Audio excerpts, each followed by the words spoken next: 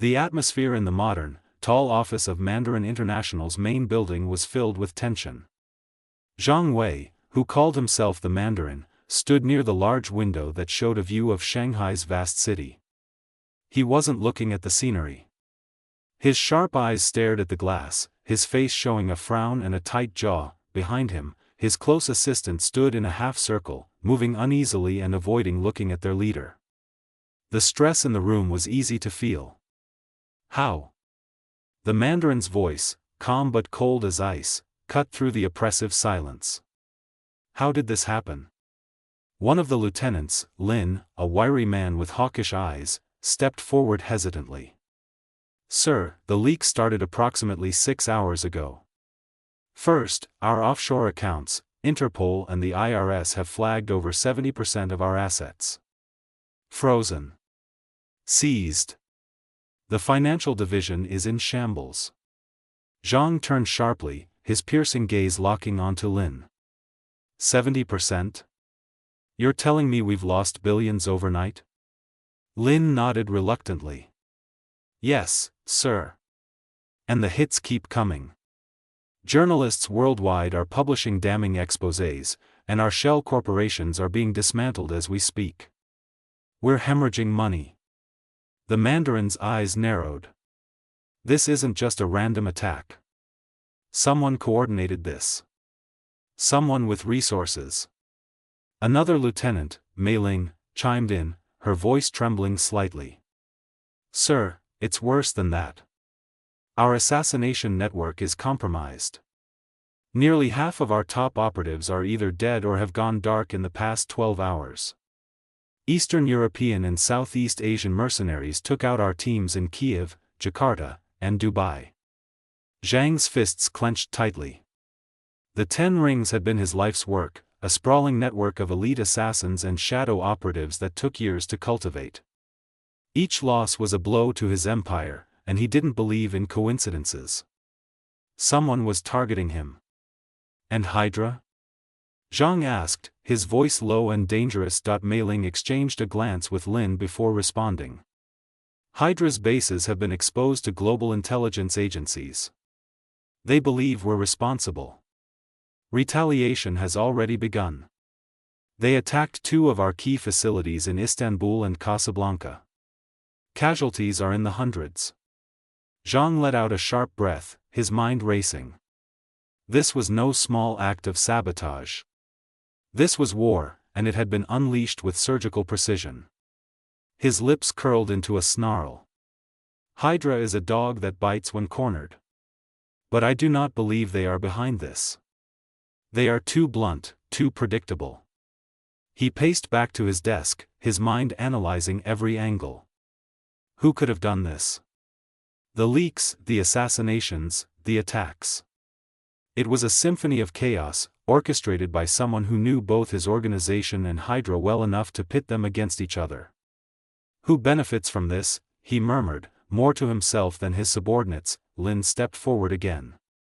Sir, we're investigating possible suspects. Rival organizations, perhaps a state-sponsored effort. Fool. Zhang snapped, his voice cracking like a whip. This isn't a rival syndicate or some government agency. This is personal. Whoever did this wants us to suffer. The room fell silent, his words hanging in the air like a heavy fog. Zhang's mind raced. If this was personal, there weren't many with the capability or the audacity to attack him on this scale. Bring me the full list of leaks and known operatives compromised, Zhang ordered. And increase security at all remaining facilities. Triple it. I want every loose end tied up, every informant interrogated. Mei Ling hesitated before speaking. Sir, there's one more issue. Zhang turned to her, his glare enough to make her flinch. What now? Someone has placed a bounty on you, she said, her voice barely above a whisper. A massive one. It's being circulated through Eastern criminal networks. The message was traced back to an anonymous source, but it appears to be coming from within our own accounts. Zhang froze, his expression unreadable.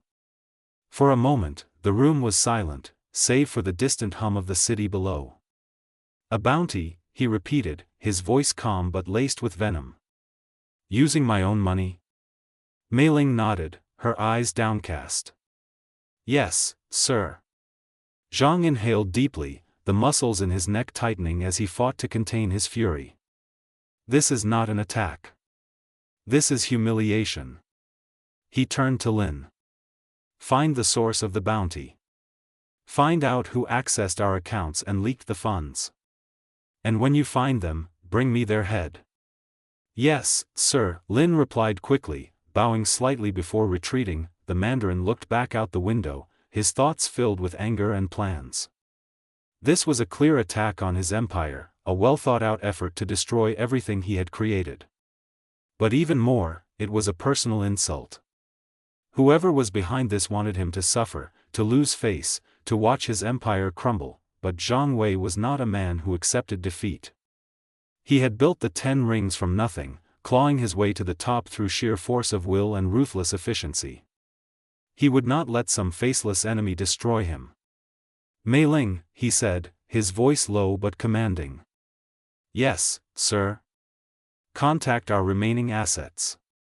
I want every available operative hunting down leads. Every hacker, every informant, every mercenary. I don't care what it costs, find the one responsible for this. And when you do, bring them to me. Mei Ling nodded. It will be done. As the room emptied, Zhang stood alone, staring out at the city. He could feel his empire crumbling beneath him, but he refused to let it fall. Whoever had done this would learn the true meaning of vengeance, and if Hydra wanted a war, he would give them one they would never forget.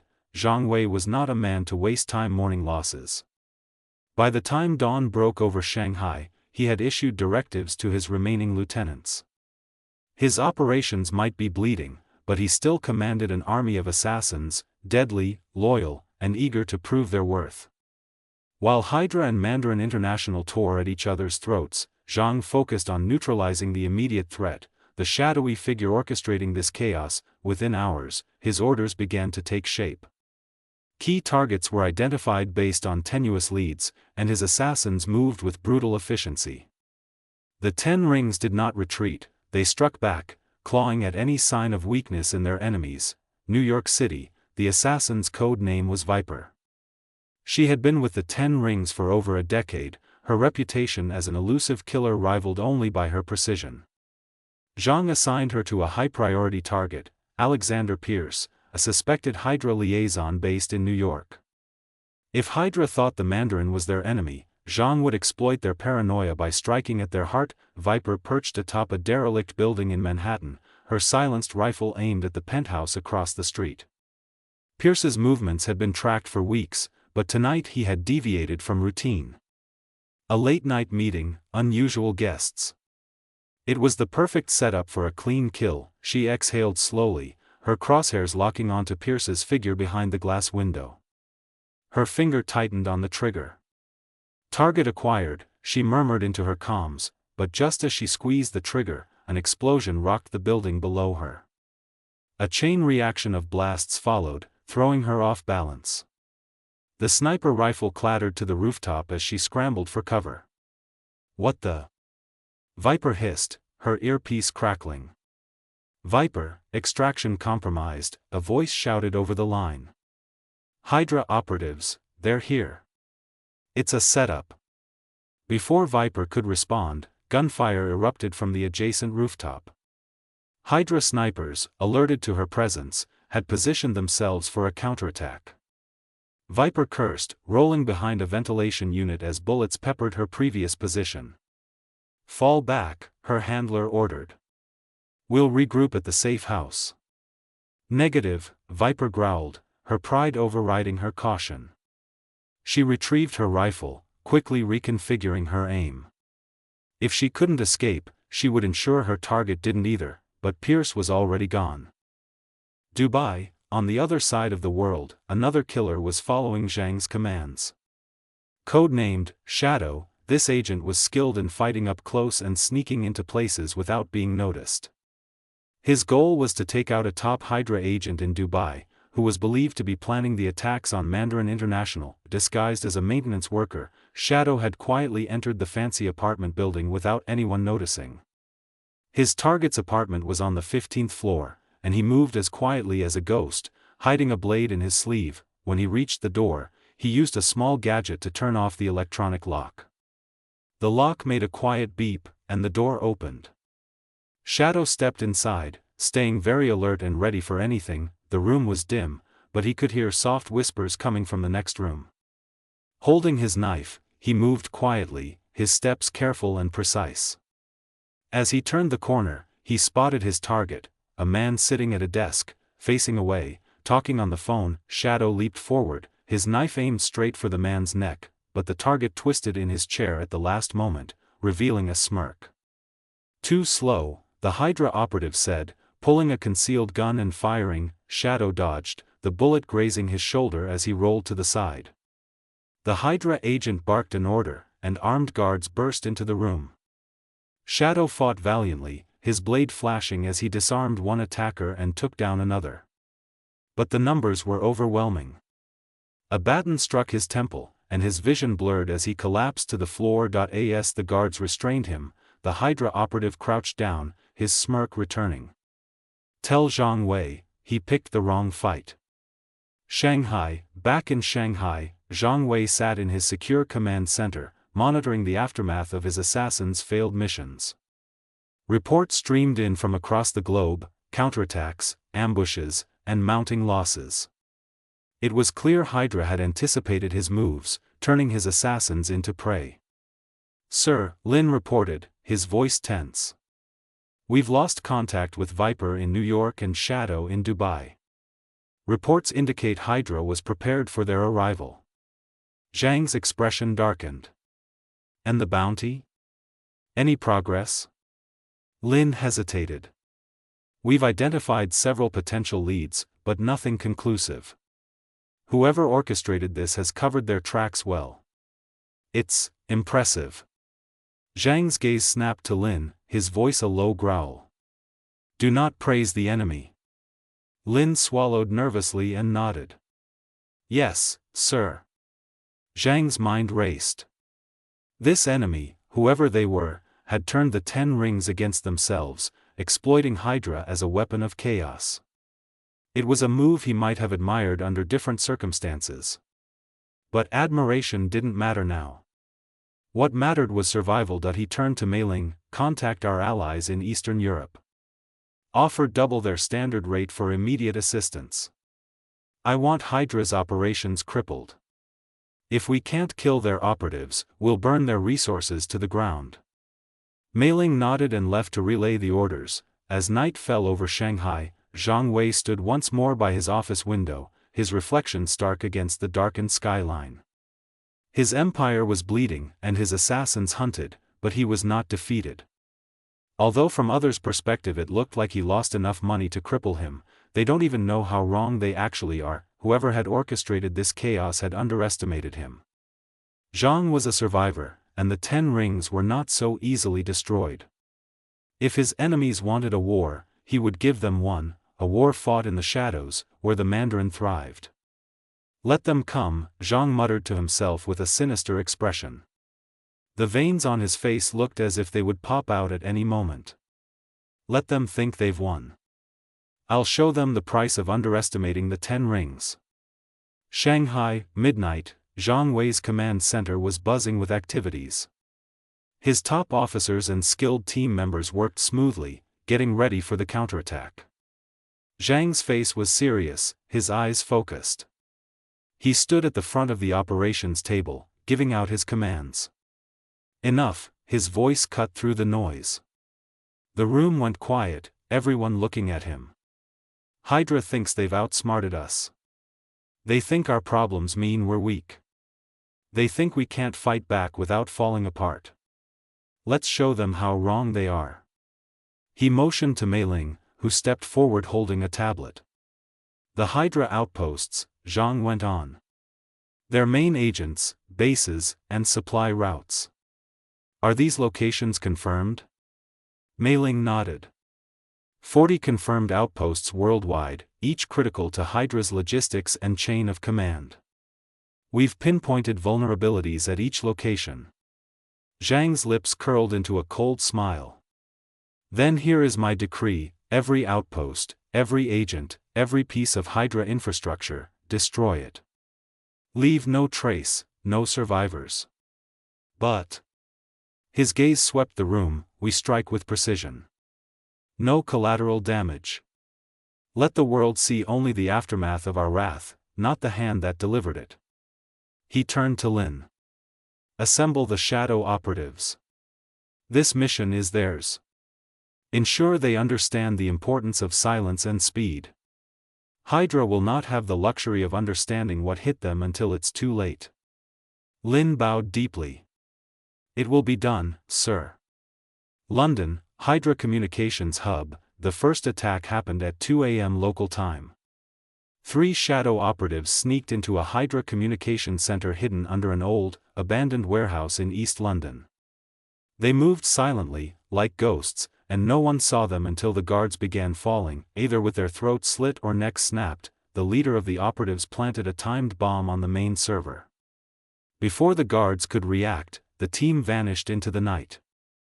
The explosion disrupted Hydra's communications across Western Europe, creating confusion in their network. Rio de Janeiro, Logistics Depot. At 3:15 a.m. local time, a Hydra logistics depot in Rio de Janeiro was hit. The operative, codenamed Ghost, slipped through their perimeter defenses with ease. She sabotaged their fuel reserves and planted charges along the ammunition stores. As the first light of dawn broke over the city, the depot erupted into flames.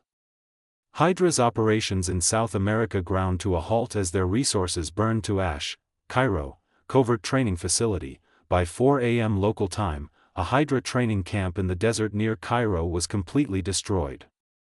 The shadow operatives used their deep understanding of the area to sneak in without being noticed.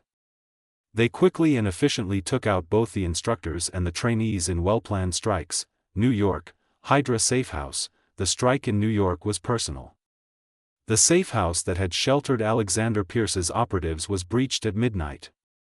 The shadow operative codenamed Raven led the assault, leaving Hydra agents dead in their beds before they could draw a weapon. By the time the sun rose over the city, Hydra's presence had vanished, their influence cut off at the root. Tokyo, research facility. The final strike came at 6 a.m. Tokyo time. A Hydra research facility developing advanced surveillance tech was targeted. The Mandarin's agents planted viruses in their systems, corrupting years of data, and left the building engulfed in flames. Shanghai. By the next evening, reports flooded into Zhang Wei's command center. Hydra's global infrastructure was in ruins. 40 outposts were annihilated, hundreds of agents died, and the remnants of their organization were thrown into chaos. Lin approached Zhang, bowing deeply. Sir, the mission is complete. Every target was neutralized with no trace of our involvement. Hydra's retaliation capability has been crippled. Zhang nodded, satisfaction flickering across his otherwise stoic face. Good. They will be too busy licking their wounds to pose a threat for some time. But this is not the end.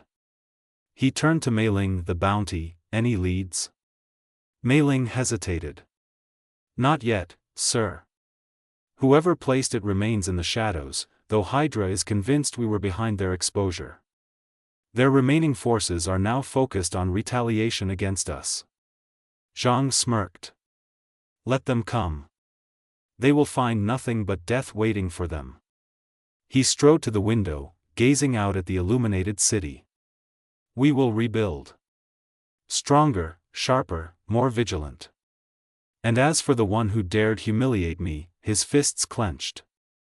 They will learn the price of betrayal. The 10 rings do not forgive, and I do not forget. Shanghai. 2 days later, Zhang Wei's private office. The Mandarin sat behind an ebony desk, his piercing gaze fixed on the digital report scrolling across the holographic display. Hydra had been dealt a devastating blow, but the larger threat remained: the frozen assets, the international investigations, and the relentless scrutiny of global law enforcement. The Mandarin's empire was bleeding, not from an external force but from the systemic pressure of governments and agencies he once evaded with ease. Now, it was time to use another weapon, influence. Mei Ling, Zhang said, his voice sharp as a blade. Mei Ling, ever efficient, stepped forward with a tablet in hand. Sir. Contact our liaisons in the governments of China, Russia, and the United States. Use the discretionary accounts. Her eyebrows furrowed slightly. All of them, sir. Yes. All of them. Make it clear that Mandarin International's cooperation is invaluable to their political and economic stability. If they refuse to drop the investigations, we will ensure they regret it. Mei Ling hesitated, her tone cautious. And if they cannot be bribed? Zhang's lips curled into a smirk that didn't reach his eyes. Then we remind them what happens when they make an enemy of the 10 rings. Leaks about their own corruption, destabilization of their regional assets, and sabotage of key industries. Politicians and generals have skeletons, Mei Ling. I will bury them under their own scandals if they do not comply. She nodded and moved to execute his orders. Washington, D.C., midnight, a high-ranking official sat alone in his study, staring at his encrypted laptop. An innocuous email had arrived hours earlier, marked with a simple subject line, a proposal. Inside, the message was anything but simple. It contained financial projections for a generous donation to his re-election campaign, backed by Mandarin International's offshore holdings. The attachment also included a dossier, a detailed list of his personal indiscretions and financial misconduct, with timestamps, photos, and evidence to match. The Mandarin's message was clear: take the bribe, or be destroyed. The official ran a trembling hand through his hair and reached for the secure phone on his desk. Tell the task force to stand down, he muttered. We've hit a dead end on the Mandarin case. Moscow, morning. The Mandarin's emissary, a smooth-talking operative named Victor, met with a senior Russian intelligence officer over a private breakfast. Over steaming tea and black bread, Victor presented a thin folder. Mr. Zhang Wei understands your position, Victor said in flawless Russian. He respects the sovereignty of your nation and wishes to be a friend to Russia. However, the charges against Mandarin International are damaging both our reputations. The officer opened the folder. Inside was a detailed map of an American missile site in Eastern Europe, information the Russians had been chasing for years. Victor leaned forward. All Mr. Zhang asks is for your government to de-escalate the investigation. In return, he will ensure the 10 Rings operations avoid your territories entirely. Consider this a gesture of goodwill. The officer studied the map for a long moment before nodding. I will see what can be done. Beijing, evening. Back in his homeland, Zhang Wei leveraged his deep connections. He summoned a retired Politburo member to his office, offering tea and a polite conversation. You and I have always had a productive relationship, Zhang began, his tone smooth yet firm. Mandarin International has brought wealth and influence to our nation. These foreign investigations jeopardize everything we have built together.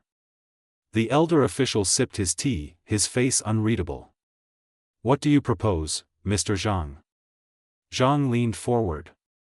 Ensure that the government delays cooperation with Interpol and the IRS.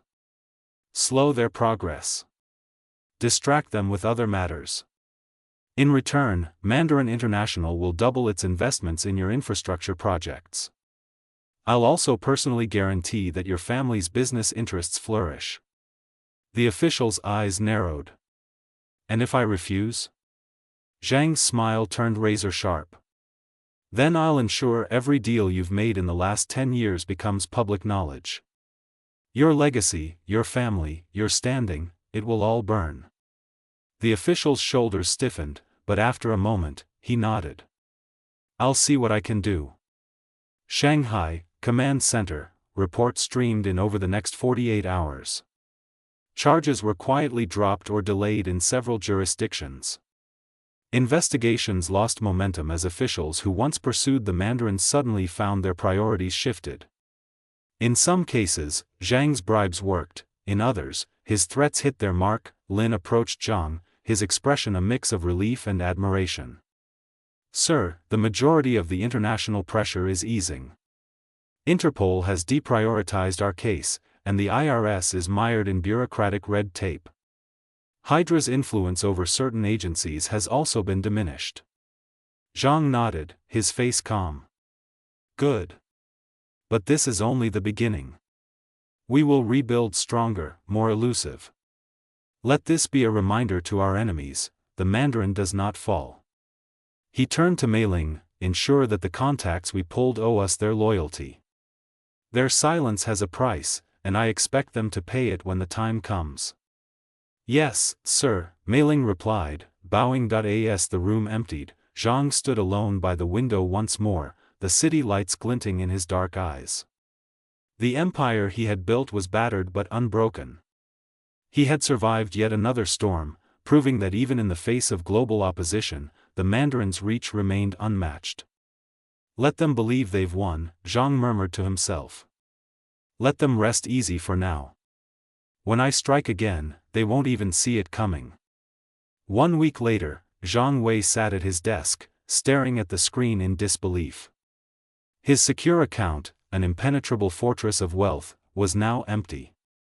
A total of $10.7 billion, siphoned away in the dead of night, leaving nothing but a mocking message on the account's dashboard: "The higher you rise, the harder you fall." His jaw tightened, the veins in his temple pulsing. It was a humiliation. He slammed his fist on the desk, the impact reverberating through the room. "Mei Ling," he yelled. Mei Ling rushed into the office, her face pale. "Yes, sir." Zhang's voice trembled a bit. "The account. The one no one was supposed to know about. It's been emptied. How is that possible?" Mei Ling hesitated, choosing her words carefully. We're still investigating, sir. The hack was flawless. There's no trail, no fingerprints. Whoever did this had resources and expertise beyond anything we've seen before." He shot her a glare that could cut glass. "And yet, you still can't tell me who did it?" She bowed her head. "No, sir. Not yet." Before Zhang could respond, Lin burst into the room, holding a tablet. "Sir, there's more. The deals, our bribes, threats, everything, it's all public now." He handed the tablet to Zhang, whose eyes scanned the headlines: "Mandarin International exposed, secret deals, bribes, and threats rock global politics. Corruption unveiled, Shanghai's mastermind under fire." Is this the end of Zhang Wei? Each article was more damning than the last, detailing every bribe, every coerced official, every shadowy deal. Photographs, recordings, and documents were plastered across every major news outlet. Governments were scrambling to distance themselves, and Mandarin International's name had become synonymous with scandal. Zhang's knuckles turned white as he gripped the tablet. "Arg!" He threw the tablet across the room, where it shattered against the wall. His face was flushed, his eyes wild with fury. Mei Ling and Lin exchanged terrified looks. In all the years they had worked for the Mandarin, they had never seen him this angry. The Mandarin's paranoia was at an all-time high. He doubled his security detail and tripled it in some areas, but he couldn't shake the feeling that he was being watched. And he was right. It began as he left his Shanghai headquarters late at night, accompanied by 4 armed guards. The elevator descended smoothly, the hum of its mechanics filling the silence. But as the doors opened to the underground parking garage, chaos erupted. A hail of bullets tore through the air, taking out 2 of his guards instantly. Zhang dove behind a concrete pillar, his instincts as sharp as ever. His remaining guards returned fire, but the assailants were skilled, coordinated, and relentless. "Sir, stay down." Lin shouted through his earpiece. Zhang peeked around the pillar, catching a glimpse of the attackers. They were clad in black tactical gear, their faces obscured by masks. These weren't amateurs, they were professionals, and their target was clear. He gritted his teeth, adrenaline surging through his veins. "Mei Ling, what's happening?" Her voice crackled through the comms. Sir, we're under attack at multiple locations. This isn't just here, it's coordinated.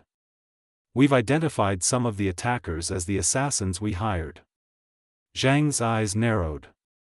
His own mercenaries turned against him, the parking garage echoed with the sounds of gunfire and shouting.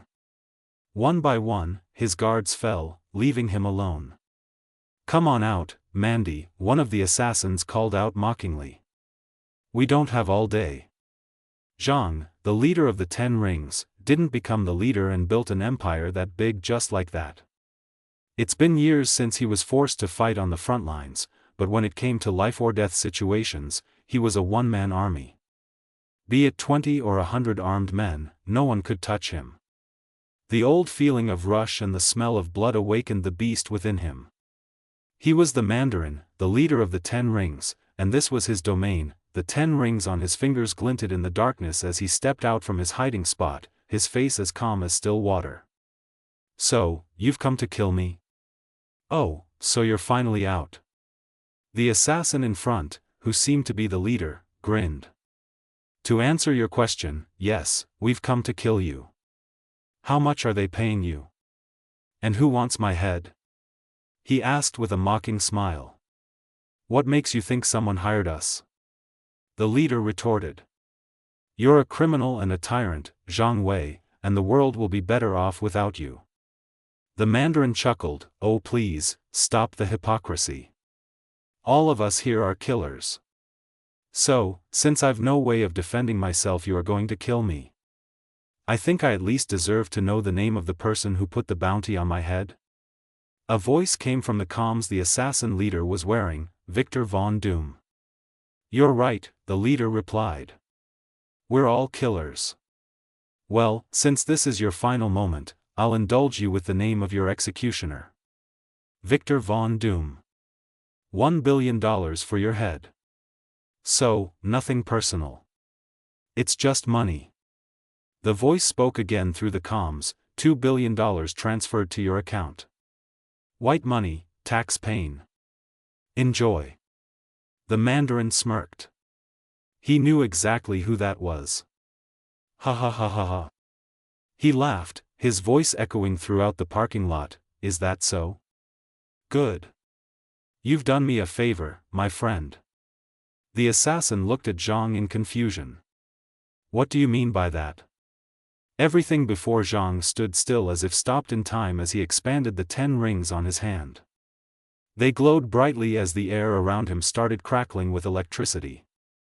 A blast of lightning tore the 20-man assault team into shreds, leaving nothing but ashes behind. Zhang Wei grinned as he looked at the pile of ashes that used to be his enemies.